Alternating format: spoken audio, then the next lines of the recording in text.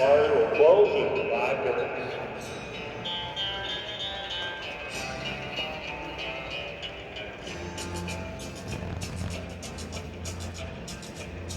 Well, I left Kentucky back in 1929 and went to Detroit working on the assembly line. The first year they had me working wheels on the Cadillac. Every day I'd watch the wheels roll by and sometimes I'd hang my head and cry, cause I always wanted the one that was long and black. One day I devised myself a plan that should be the India road steady man. I'd sneak it out of there in the lunchbox in my hand.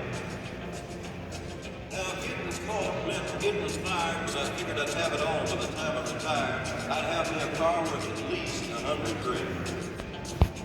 I'd get it one